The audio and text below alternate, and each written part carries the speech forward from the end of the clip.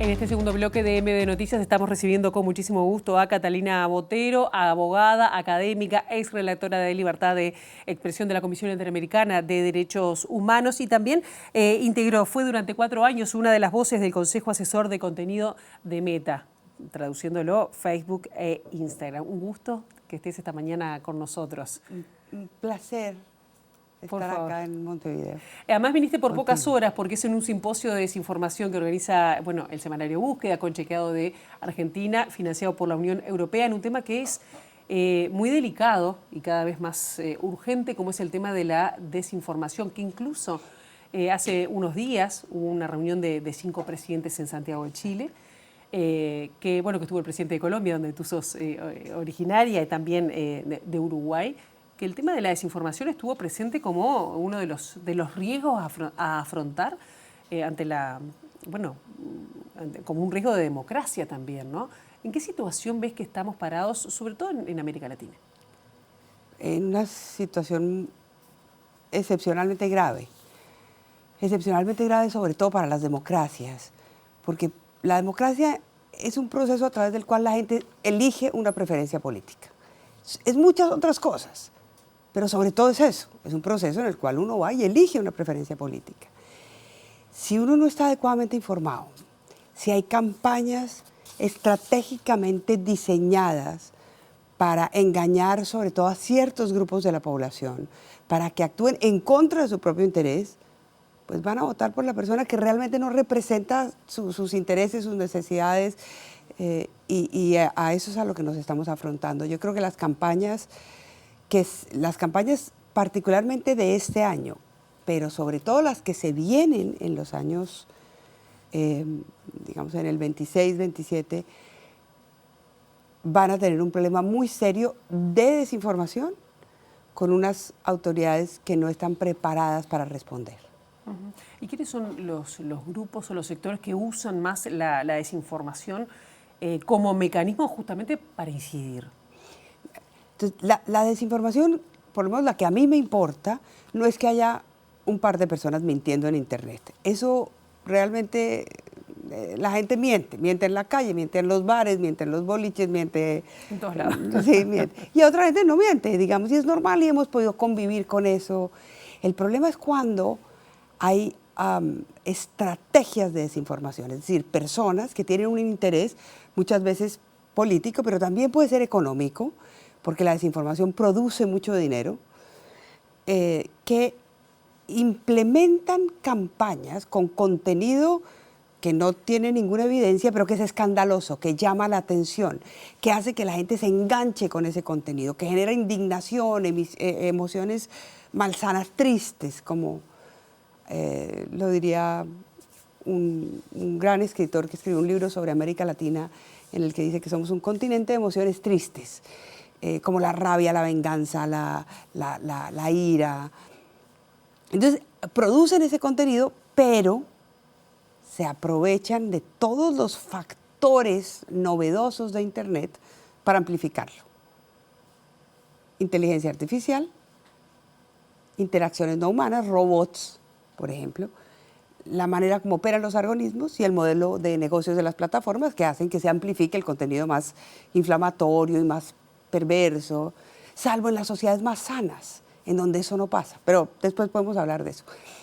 Y entonces utilizan todos esos sistemas para que el contenido se amplifique, fluya mucho más rápidamente, pero además lo producen conociendo las debilidades de cada persona y hacen microsegmentaciones de manera tal que, como yo le he dado a la plataforma toda la información sobre qué es lo que a mí me hace feliz, qué me indigna, qué me entristece, qué me conmueve, y se lo doy cada vez que interactúo con la plataforma, es muy fácil perfilar a una persona casi que de una manera que la persona no se conoce, digamos, se conoce menos que lo que la conoce la plataforma. Son capaces con los sistemas de inteligencia artificial de diseñar el mensaje que a ti te va a convencer. Pero es un mensaje que te está convenciendo de algo que no es verdad, de manera tal que tú actúas en contra de tu propio interés.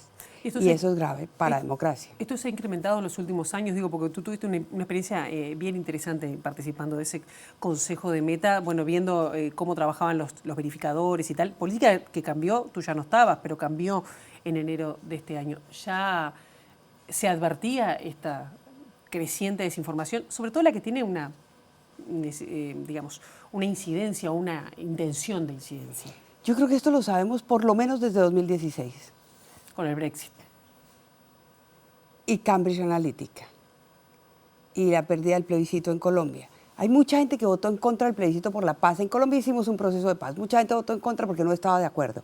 Otra gente votó en contra porque le dijeron que el plebiscito por la paz, que cerraba un acuerdo de paz con una guerrilla de 60 años, de un conflicto armado interno violento, gente votó en contra del proceso de paz porque supuestamente eso iba a afectar sus pensiones y no tenía nada que ver con las pensiones. Fue la campaña de desinformación. Nuevamente, alguna otra gente votó por razones de principios, pero se ganó por un poco margen. El Brexit en Gran Bretaña. Entonces, todas esas campañas estuvieron nutridas de estrategias de desinformación a gran escala que yo creo que tuvieron un impacto, y lo creo por la evidencia que existe, que tuvieron un impacto sustancial porque son elecciones además muy disputadas, que se ganan por... Si la elección se gana por un 40%, tú puedes decir, bueno, la verdad es que la mayoría de la gente, ¿no? Por un 15%. Pero cuando la elección se gana por muy pocos puntos y las campañas de desinformación estuvieron bien hechas, pues yo sí creo que existe por lo menos una duda razonable del impacto de esas campañas en la integridad del propio proceso electoral. Las campañas de desinformación en Brasil sobre que se robaron las elecciones, que no tienen ninguna base empírica, o sea... ¿Viene más de conservadores o no sé cómo llamar a los grupos que están atrás de las campañas de desinformación? Depende del país. Depende del país y depende de quién está, digamos, de quién tiene el mayor interés de engañar.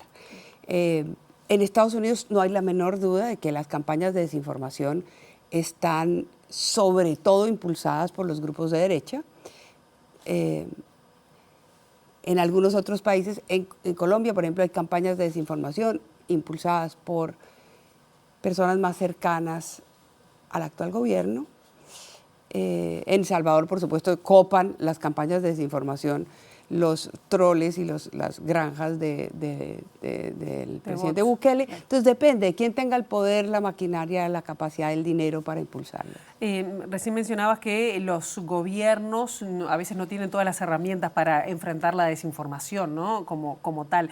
Sin embargo, por ejemplo, te iba a preguntar qué alternativas hay, porque en este caso la Unión Europea sí está haciendo iniciativas para regular las grandes plataformas. Brasil, en América Latina, está siendo pionero en eso. ¿Cuáles son las alternativas o los caminos que por lo menos desde aquí, desde el sur, se pueden seguir para regular las plataformas y, digamos, controlar la incidencia de la desinformación? Hubo un primer momento en el que se decía que no podíamos hacer nada, porque si el gobierno hacía cualquier cosa se iba a convertir en lo que los norteamericanos llamaban, o la gente de los Estados Unidos, los árbitros de la verdad. Y es cierto que es extraordinariamente peligroso que el gobierno controle la narrativa e imponga una verdad oficial. Entonces, la idea era que las redes eran libres, la gente tenía que poder decir lo que quisiera, y los distintos discursos se iban a autorregular, ¿no? Y las plataformas se iban a autorregular. Bueno, yo creo que eso fracasó. Entonces, yo sí creo que hay que regular sobre todo las grandes campañas de desinformación. ¿Qué significa eso? No regular el discurso, no regular el contenido, que es lo que es grave, que el gobierno decida qué se puede decir y qué no. Eso yo creo que es un remedio peor que la enfermedad. Lo que sí puedes regular es que las plataformas tengan un poco lo que ha hecho Europa y lo que está intentando hacer Brasil por otro camino, y podemos, bueno, discutir un poco más si la sentencia, porque fue una decisión del Supremo Tribunal Federal, que yo creo que tiene cosas muy buenas, pero cosas un poquito arriesgadas, ¿no? O bastante arriesgadas. ¿Qué se puede regular? Por ejemplo, que las plataformas sean transparentes. ¿Cuánta gente van a tener observando la manera como los actores maliciosos utilizan las plataformas, por ejemplo, en las elecciones en Brasil, o por ejemplo en las elecciones en Uruguay, o en Perú en el año entrante, o en Colombia, etcétera. Entonces, transparencia de cuáles son sus políticas, transparencia de cómo las aplican, transparencia de cuánto contenido bajan, transparencia de cuáles son los requerimientos que el gobierno les hace, pero además debido proceso, que las personas sepan por qué se tomó una decisión respecto de su contenido, pero además mecanismos incluso mucho más estructurales, como por ejemplo yo creo que hay que prohibir la microsegmentación en campañas políticas. Es decir, si tú quieres una campaña política, que haya un mensaje para todo el mundo, pero no que a partir de los datos que tienen sobre ti sean capaces de hacer microsegmentaciones para llegar a tus sentimientos. Entonces tú recibes una campaña distinta a la que recibe tu vecino. ¿Y eso es posible hoy? Claro. ¿Con las grandes plataformas? Con las plataformas, con los datos que las plataformas adquieren. No, si es posible controlar eso. Bueno, no. Entonces, la Unión Europea está intentando hacer un esfuerzo. Vamos a ver cómo le va. Las plataformas tenían, según una ley de servicios digitales que salió para toda la Unión Europea, las plataformas tienen que hacer un informe de riesgos. ¿Cuáles son los riesgos del mal uso de sus servicios o que las decisiones de diseño de sus servicios pueden generar? Hicieron unos informes de riesgos bastante poco robustos. Ahora la pelota está en la cancha de los europeos, que tienen que revisar esos informes de riesgo para ver si lo pueden hacer mejor. Entonces, Europa, que tiene un músculo muy fuerte y que es un mercado muy importante para las plataformas, está intentando hacerlo, pero lo que quiero decir con lo de los informes de riesgo es que no es fácil, porque las plataformas no entregan toda la información, porque las autoridades no tienen el entrenamiento, la capacitación y la plata para poder tener del otro lado equipos robustos que contesten.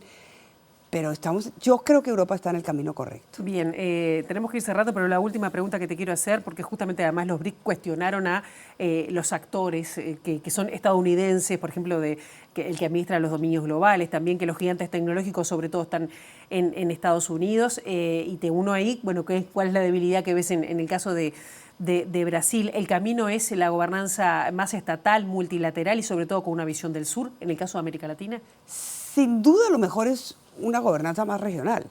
Lo que pasa es que América Latina no se pone de acuerdo. No se pone de acuerdo para cosas elementales, como campañas de sanidad, como seguridad pública, pues no se está poniendo de acuerdo. Hay una declaración de los presidentes, pero esa declaración es muy vaga, pero claro que sin duda es una campaña regional, es una gobernanza regional. Brasil está dando un primer paso. Hay que revisar, hay unos componentes de la decisión de Brasil que son peligrosos. ¿Eso cuál es el peligroso? Por ejemplo, que le entrega al gobierno la posibilidad de, con una reglamentación muy abierta, la posibilidad de decidir si un contenido es o no ilícito, y eso es delicado, eso hay que reglamentarlo mucho más, porque si no le estás entregando a las autoridades públicas la facultad, por ejemplo, de bajar contenido que le parece molesto. Pero hay otros componentes de la decisión de Brasil que son extraordinarios y además rompe el tabú. Sí, se puede, hay que hacer algo. Si no hacemos algo, estamos permitiendo que se afecten los derechos, por ejemplo, los derechos políticos de los electores. Trabajemos en conjunto, oigamos a las plataformas, oigamos a las y los usuarios y hagamos una reglamentación regional. Yo creo que estamos tarde para empezar a pensar ese problema. Catalina Otero, nos quedan muchos temas, pero también algunos de los temas se van a profundizar en el seminario en este simposio de desinformación que va a ser a partir de ahora de las 9. Así que, bueno, un gusto haberte tenido y, bueno, buena estadía por estas horas en Montevideo. Gracias. Un gusto estar en tu programa. Comenzar mi día en Montevideo con tu programa es realmente un placer. Muchas gracias.